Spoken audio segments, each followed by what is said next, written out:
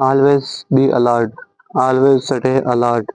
Once upon a time there was a lion that grew so old that he was unable to kill any prey for his food. So he said to himself, I must do something to stay my stomach else I will die of starvation. He kept thinking and thinking and at last an idea clicked him.